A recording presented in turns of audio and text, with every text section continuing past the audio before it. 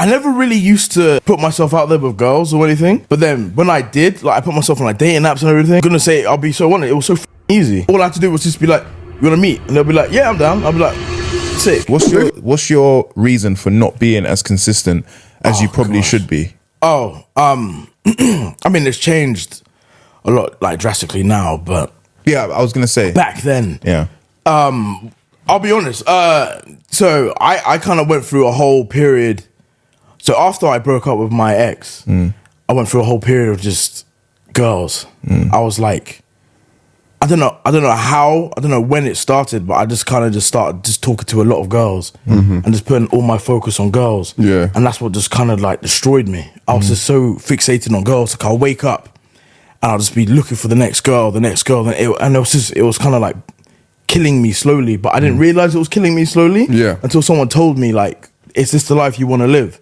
So I wasn't really focusing on like anything else, like work or anything. I was just focusing on like that. And I hated it. Like genuinely, like I was just like, whoa, like I used to laugh at people like at clubs who were like 30 plus trying to find girls. And then I was like, fuck me, I'm gonna get to that stage if I don't change up. So then I just started to like fix up slowly. Like and what do you reckon was the reasons why you ended up going down that route? Because a lot of the time, sometimes people do it because it's like, I want to do what I've always seen people do, or it seems cool to go and just be like chat to bare girls and get them essentially. Like, what was the reasons why? I never really used to like put myself out there with girls or anything, but then when I did, like I put myself on like dating apps and everything. It was so, I'm gonna say, I'll be so on it. It was so fucking easy. Bro, the girls were coming to me. Yeah. Like I didn't have to do anything. All I had to do was just be like, "You wanna meet?" And they'll be like, "Yeah, I'm down." I'll be like, "Sick." Don't you think that's dangerous though? Yeah, super dangerous. Yeah, like no, I'm saying it now. I'm blessed. I'm blessed that like, you know, you're not in that space anymore. Yeah, genuinely. But it's just, it was just so easy. Like I didn't have to like put any graft. I can imagine, or anything. I've seen people put in graft, and still end up with like nothing. Yeah. But then I didn't have to really put in any work. I'll just be like, "Yo, do you want to meet?" And it's just like easy. I hear it though. It's like complaining about not losing weight when you live in McDonald's. Yeah. Like it's everything. Like everything's there. Yeah. I hear it. It's just being served to you. So that's what. And then I kind of I got addicted to that. Like it was just. Yeah, I can imagine. Because I have a very addictive personality. Like Me too. I've had like I used to gamble and shit. Oh gosh, I lost so much money from gambling.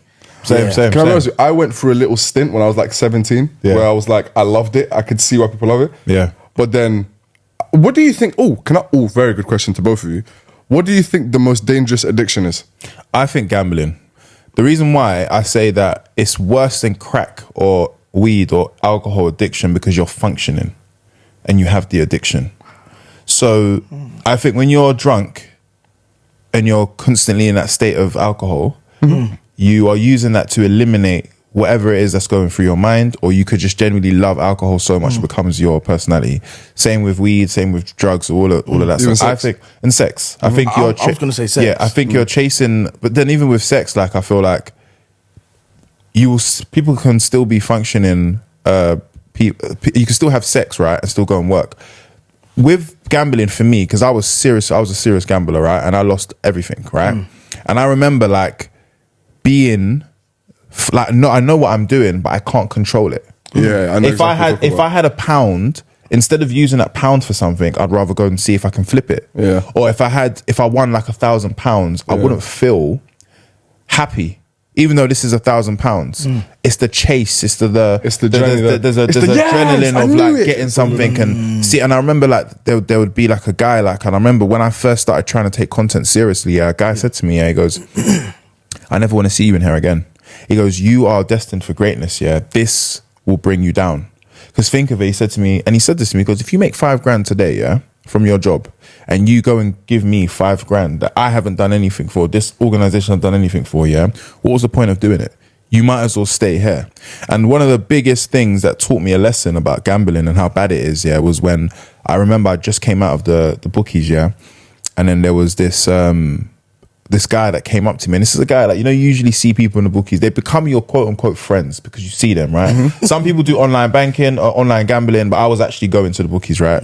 And I remember he came up to me and said, brother, please, have you got £10? And I said, well, I just literally just want £150. I kind of need this, yeah? And he goes, bro, my wife just gave me money to get some Pampers for our child and some milk. And I've gambled it all. I don't know how to go back and tell her that I don't have the money no more. And I was just like, damn. Like, this is what it can do for you. Yeah. And then I think that leads you into the alcohol, and that leads you into a dark, dark place. Yeah. So being in that place, yeah, taught me so much about myself, but I always will stick by the fact that I think that is the worst addiction to have, because you know exactly what you're doing and you can't stop it. And you see what it does to people as well. Yeah, like what it does to families and what it does to friends and stuff. But so when you've had that addiction, right? Yeah. How was you able to get out of it? Honestly, so I just sat down, I prayed, and I was just, and I talked to God, and I was like, I need help. Like, I'm trying. I know this isn't the right path, but I need help being like put on the right path, if that makes sense. I was just praying. I tried even going like cold turkey, deleting all the apps and everything, but then I ended up just finding myself back on these apps. And then let's say if I even delete the apps and the girls will pop back up being like, oh, hey, what's good? This is blah, blah, blah. And then I'll see myself talking to them, and then I meet them and stuff like that. So it was, realistically, is how I got myself out of it is just, I kind of made myself busy. That's what I did. I had to make myself busy so I don't focus on that stuff. Yeah. That's why I can't lie, the boxing helped a lot. Like massively, because I would just be focusing on boxing rather than that. I'll have no energy for girls, all of that. So yeah, just keeping myself busy, and then eventually like I'll just forget out like all that stuff, and then yeah, that's like the way I kind of overcame it.